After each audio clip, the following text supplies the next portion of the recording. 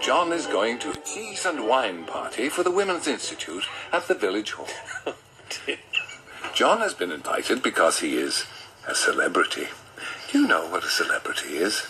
Last year, the ladies invited John's friend Alan because he likes wine, but he kept falling over. Janet says, "You'd better hurry up, John, or you'll miss the bus." See John put on his best lilac top hat and tails with silver shoes and matching handbag. Hang on, the traffic's still going. Where were we? Yes, a matching handbag. John is a popinjay. And Janet says, "If you remember, pop into the supermarket and pick up a packet of stuffing for the chicken tonight." "I will," says John. "Can I have a red currant jelly ready?" You can hardly understand a word he says. I understand that word. With everything, please. I suppose so, says Janet. Red currant jelly is John's favourite. John sometimes puts it on his cornflakes. See John hop and skip down the road to the grocery store. Pick up a big packet of stuffing. Then John catches the bus. When John arrives at the village hall, lots of people there.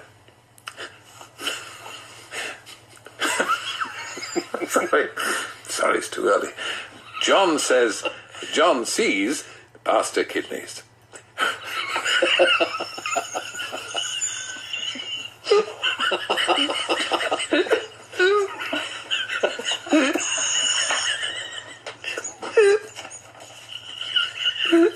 This is hopeless.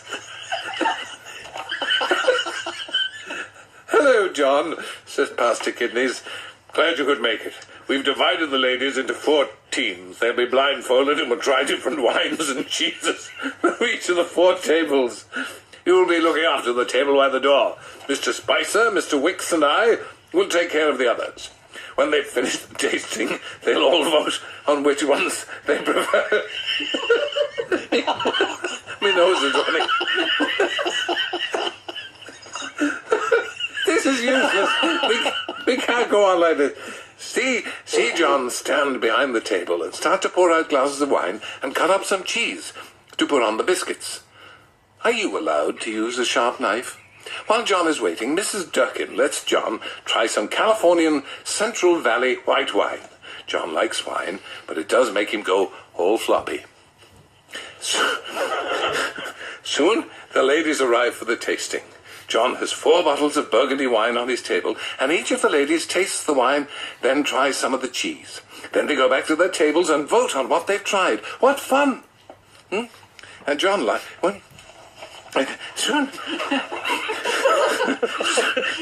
Soon all the ladies have voted, and one of the wines from John's table was the winner, and one of his cheeses was the runner-up. Mrs. Richardson and Mrs. Greaves come back for some more cheese. Soon the party's over. John waves goodbye to all his friends. When John gets home, Janet's preparing the chicken for dinner.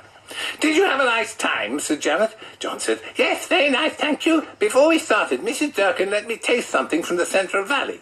Then all the ladies put on blindfolds and queued up for a sample from each of the men. On the whole, they said they preferred the taste of my bone to Mr. Spicer's Pinot.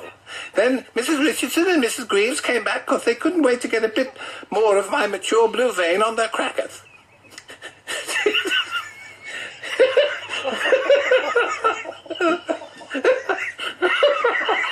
Oh, for God's sake. I'm going home. I can't stand it.